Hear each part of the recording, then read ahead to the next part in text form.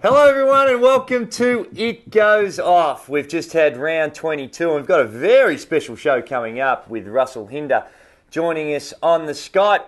Grantley Bernard, round 22. I think it's the round where we've seen the undisputed favourite for the NBL title, the New Zealand Breakers. The Gold Coast Blaze in very good form, but the New Zealand Breakers with a spectacular away-from-home win in a very hostile environment against the second-placed Perth Wildcats. A little bit of controversy surrounding this game with some complaints by the Wildcats, and in particular their coach Rob Beveridge, who's been fined $3,000 for some of his comments regarding the officiating. Emotions running high, but all in all, a very, very impressive win by the Breakers.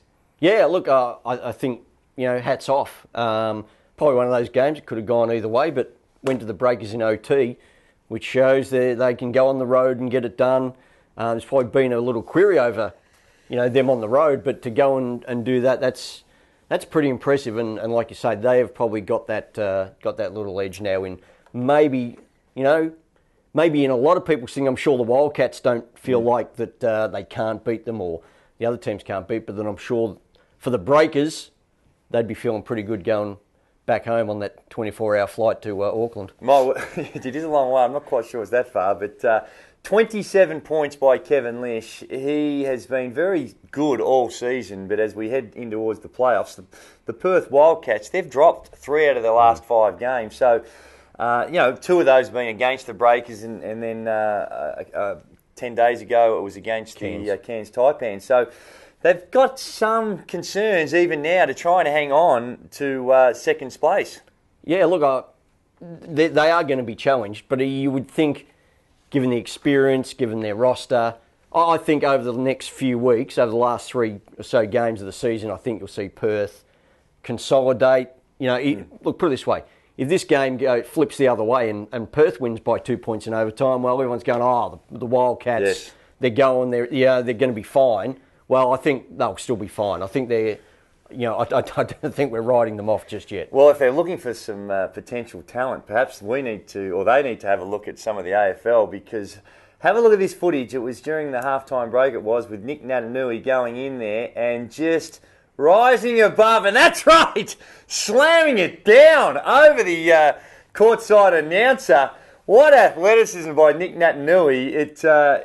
I spoke to him a couple of years ago, and he did mention that when he was a youngster, he worked in Target and played a bit of basketball and wore the Andrew Gay's shoes. So perhaps that just helping with the elevation, you think, there, Grantley? I cannot actually think of anything to do with Andrew Gay's that would help you with elevation. Correct. Unless someone could fashion a hot air balloon out of your head. But just incredible athleticism by Nic Natanui from the West Coast Eagles. Fantastic to see him coming out and supporting the Wildcats. Grantley, also this week, we don't give a lot of love to the officials, do we? Well, you don't. Well, I do, but you particularly lay the boots in quite heavily. I've never met a referee I haven't loved. Find that hard to believe. But this week there was the announcement where Michael Aylen and Vaughn Mayberry have been awarded the fantastic honour to go and represent Australia at the Olympic Games, in the London Olympic Games, which are coming up end of July. So congratulations to them. Yep, no, it's for the referees, it's obviously as competitive as it is for the players. Wanting to play for the Boomers and the Opals. It's just that with the players, there's obviously 12 spots on each roster. The referees, there's only 2 spots. And so that's their goal, and they've achieved it, so well done to them. Well done to them, but good luck, in particular, if Boomers and Opals need a little bit of a hand. Can we say that? No. No, I don't think you can. I don't think we can, but they know what we mean. Hey, also, the Gold Coast Blaze, they had a very solid weekend, Grantley. And they are playing good basketball at the right time of the season and actually have a chance to sneak into the top 2. They do. And I've got to say, I don't know how anyone could have doubted them all season long. Well, you wrote them up. Wouldn't you speak about them? I don't know how anyone could have doubted Gold Coast the whole season. These guys have been the sleeper all year, and now it looks like they're ready to go. They are, and they're getting... Every week it seems like someone else steps up to the plate for them. And if you have a look at their schedule, particularly their run home, it's a pretty tough one. They've got Townsville away, Breakers away, Sixers at home, and then, of course, Breakers at home. Oh, correction, that's Sixers away, and then the Breakers at home. So it's going to be tough work for them, but... 4-0 finish. The type of form they're in right now, it's well within their possibilities of getting some wins and finishing in second place, which would be important because that would mean a home court in the first round. I think the big thing for the Blaze is that on the weekend, especially, you look at the numbers of Anthony Petrie. Correct. And he is probably stepping up to fill that hole that we've been talking about. That, you know, they've probably been lacking a little bit in the middle. Correct. But they need extra contributors. And, you know, we're taking the fact that he's been coming off a long-term injury. And now he's just starting to find his form. He's obviously feeling good about things. He could be an X factor for the team that's going to be a big X factor. And just looking in that run home, when the Breakers get to the last game of the season... Yes.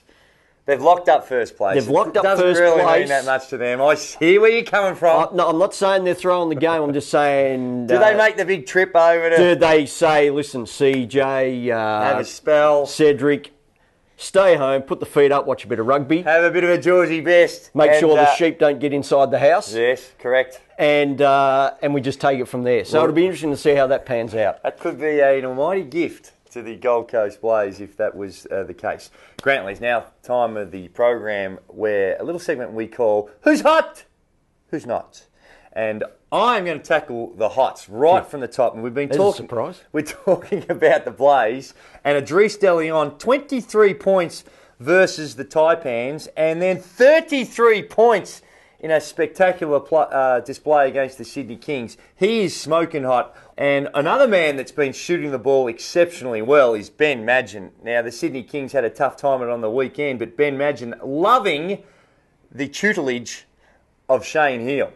Shane Heal's given him the green light, made him a focal point on the offense, and he's responded with 20 points against the Tigers and 30 points against the Gold Coast Blaze. So some good work by him. And I guess we've got to throw the Gold Coast Blaze into the hot category. 2-0, playing some very good basketball with an opportunity to sneak into that top two. And who would have thought some 5 or 6 weeks ago when you refused to even utter a word? Never in doubt. Thought that they would be in this position. Never in doubt. I knew they'd come good. Well, they have come good. And but some people that haven't quite come good, Grantley, I know you love this segment.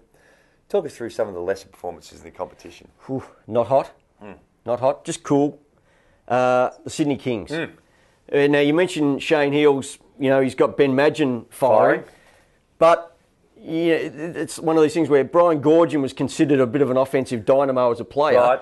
And as a coach, just a defensive fool. Yes. Shane Heal, one of the best shooters we've ever seen in Australia. His team can't shoot.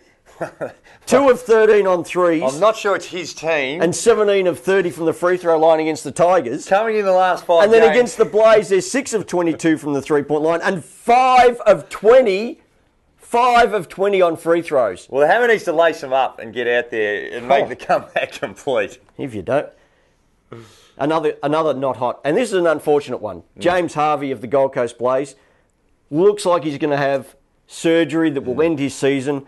And the talk is that he's probably played his last game for Gold Coast. That's unfortunate because he could have been a significant factor for the Gold Coast in any sort of playoff run. Yes. Finally, not hot. Not hot. The Crocs and the Tigers. Ooh. 42 combined turnovers. Shocking. And they shot in the low 30%. Putrid is the word I'm looking for. Putrid. Need to do a bit better than that. Crocs lucky. Whenever you play those ugly games and get the win, it's always a little bit easier to swallow. So well done to the Crocs on that. And when we're speaking of the Crocs, one man that has been out of action for the Crocs, he's been a fantastic contributor across a number of teams for many years, is Russell Hinder. And he went down with that horrific leg injury. Been out all season, but he's been kind enough to join us on the program today. G'day, Russ. G'day, gentlemen. Thanks for having me. It must be pretty tough this season sitting on the sidelines, but with your bubbly and effervescent personality, I'm sure you've been able to help the fellas out. It has been horrible. It's been, and I'm a man that likes to keep life in perspective. It's only basketball, and we all know that. And although it's the greatest game of all, and it is our passion, there are people a lot worse off. But I have struggled immensely, even succumbing to a bout of depression, which I am definitely seeing someone about. But it's been really tough because, you know, as you mentioned, I'm a bubbly and effervescent person who loves doing what I do. So it's been tough, but the boys are playing all right, and we've got a big month ahead of us. Well, geez, you've put a bit of a downer on things here already, but I guess it just goes to illustrate, though, that it is a pretty tough experience when you're not able to get out there and do what you love. Yeah, sorry about that. Bring the mood down. Let's get it back up. It is what it is, and it's my problem, and I'm dealing with it. But like I said, the boys have a big month ahead. What has kept you going through all these months, Russ? Oh, going every day to practice, and the boys have been great. You know, I still sort of put a little bit of input in here and there, and give my 2 cents further. No one's told me to get stuff yet, so it's been good. The boys have been really great, and Wolpert's kept me around. You know, we still meet weekly to discuss how the boys are going and everything. So I'm still very much involved in the club. So. Well, it almost looks like you've got a bit of a coaching role on the sidelines there. A few of the times I've seen some of the officials just give you the, hang on, big fella, just settle down and just take a seat. But Paul, has he given you any coaching responsibilities? No, thank God. Otherwise, we'd be battling for that wooden spoon, I'm certain of it. So he just sort of entertains me, and sort of just like a puppy dog, sort of gives me a pat behind the ear every now and then and lets me run wild. What's the I guess the prognosis on a comeback date, Russ? And you know, are you positive you can actually get back on the floor after such a nasty injury? Yeah, I am. It was actually really interesting. Over my leg just snapped in two, obviously, and I was progressing so well, and then December it just stopped sort of healing, X-ray after X-ray, and it just stopped healing, and there was a gap sort of like that in my leg. And in mid-February, we decided, all right, we got to go in and have a look at what's going on. Take some bone from the hip, put it in the leg.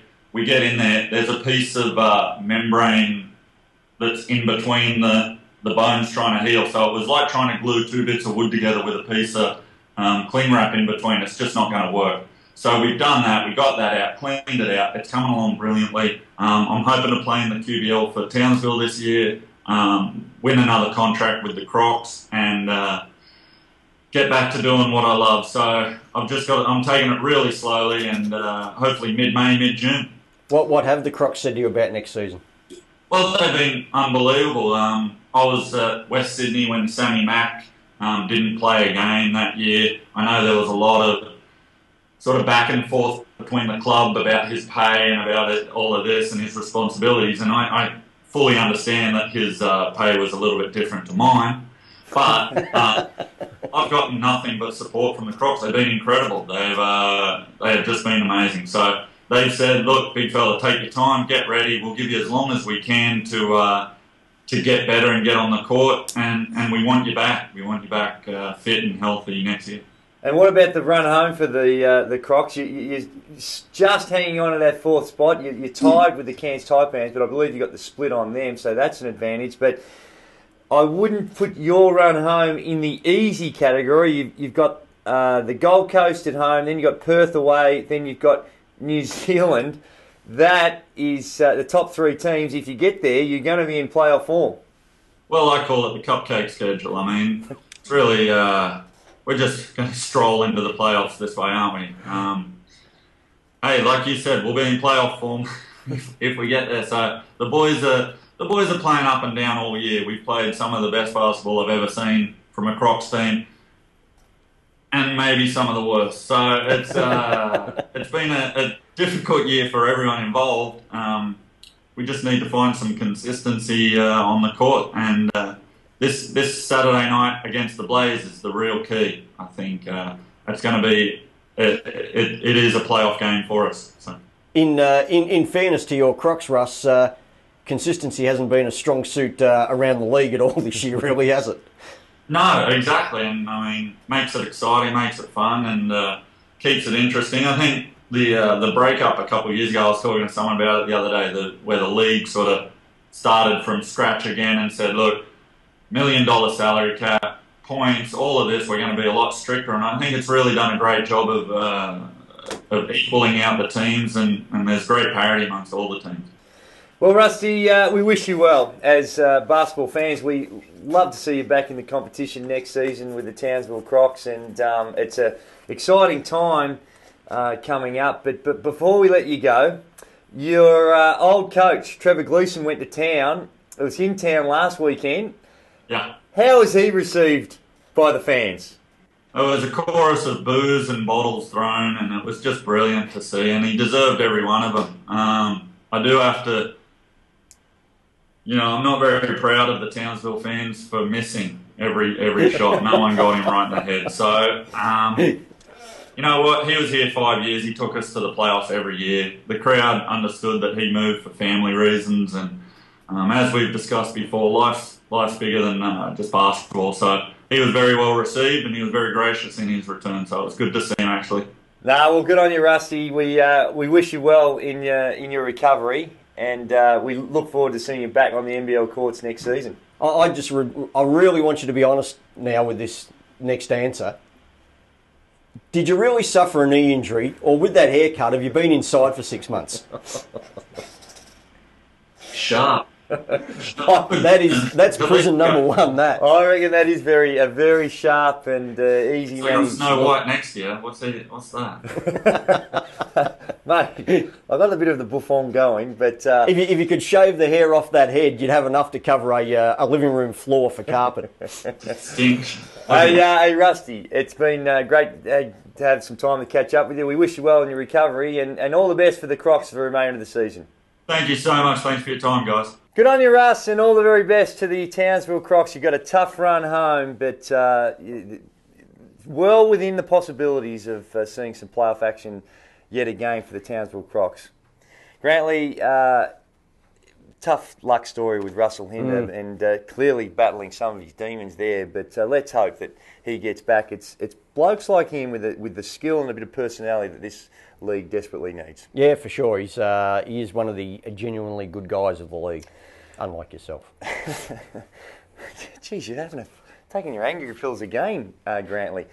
Well, it's that time of the show where we get your feedback, where you can join in the conversation, and the way you do that is you can jump on the Twitter page. My one's Andrew Gage 10 or Grantley Bernard, or the more common way that people are making contact with this particular program is through the NBL Facebook page. Jump on there, ask us a question, and each week we'll tackle some of your questions. And the best question that Grantley Bernard deems comes in will receive an official Spalding, not that one, the official Spalding game ball. I tell you, everyone... Budget cuts. We had budget cuts. Everyone wants to be a comedian, don't they? The official Spalding game ball. It's valued at $129, and if you want to purchase one, jump on the NBL website and they can get one out to you, provided you part with a little bit of hard-earned, but quality product. And it's a little segment we call the Mark Zuckerberg Minute. And this week we've got 3 questions. We start off with Peter Ryan.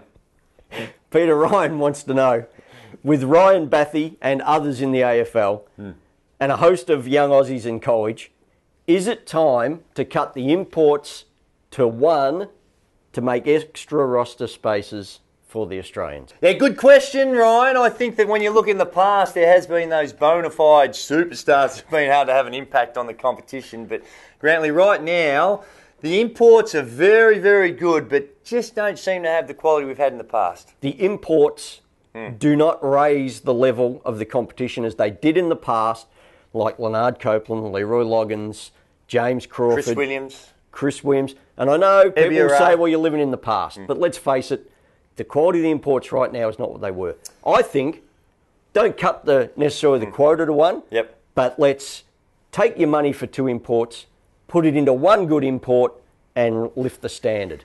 Good answer, Grantley. Next up, we've got Nick Godsell. What's he got for us, Grantley? Nick wants to know which players in the league today would you say are guaranteed first ballot Hall of Famers at the end of their NBL careers? Off the top of my head, there's a couple. I think CJ Bruton, with his performances in the NBL and also playing for Australia, lock him in. Sean Redditch, I think also he's an Olympian, played at a very high standard for a long period of time. There are a couple that come off the top of my head. Another bloke that I think, if he continues on the path that he's on, is Julian Kazoo. He's got a long way to go, but he would be in that conversation. I think Mark Worthington's probably on his way. Yes. I would have thought. Yeah, there'd be a few out there, but some of them still got a bit of work to do before they... Well, just remember, the Hall of Fame is an elite class. That's correct. And lastly, our last question comes from Tom Howland. And he asks, in the future, with a fit Adam Ballinger, could it be possible to see Ballinger, Simpson and Johnson on the court at the same time? Could that be effective for Adelaide, Grantley? Yes. It would be, I would think. It might, in some sense, make them a bit top-heavy and maybe not so quick because one of those guys maybe has to play, or two of them have to play on the perimeter.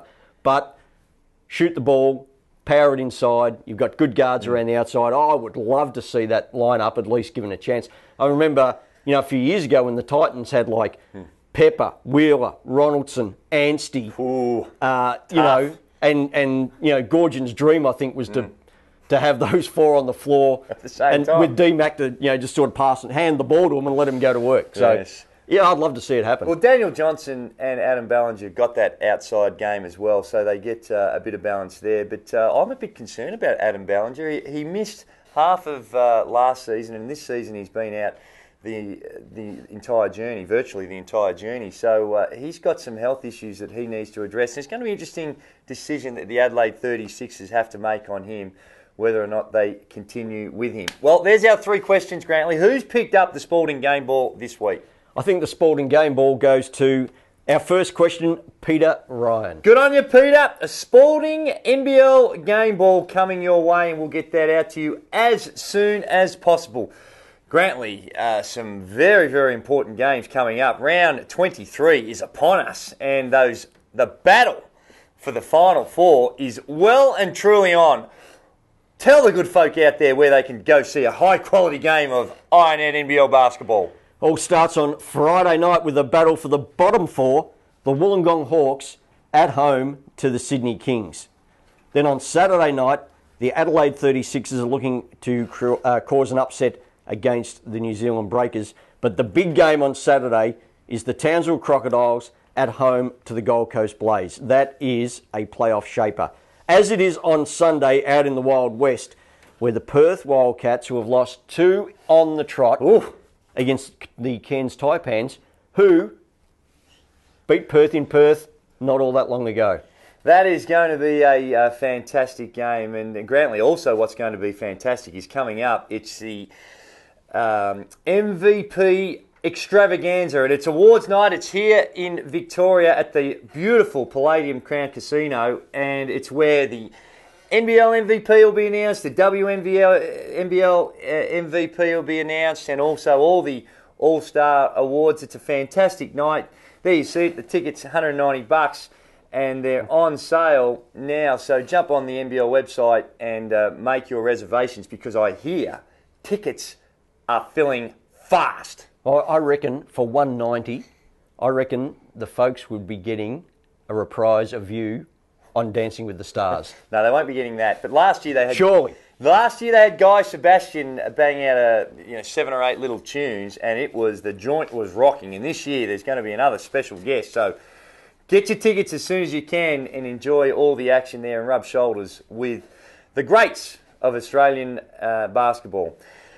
Grantley, solid performance by you this week, but we need to give thanks to those that support us, and all starts with the naming rights sponsor of the NBL, Ironnet. Connect better. 1 Centrebet. And 1 Sporting Fido and Virgin Australia.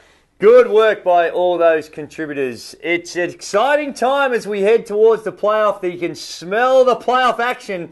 It's in the air, and for some of these teams, the playoff starts right now because they need to get some wins in order to secure their position. Join us next week to find out all the goings on in round 22 and what lies ahead as we look forward to an exciting NBL Finals series on the #1 podcast for the IONET NBL in the world. And it's called It Goes Off.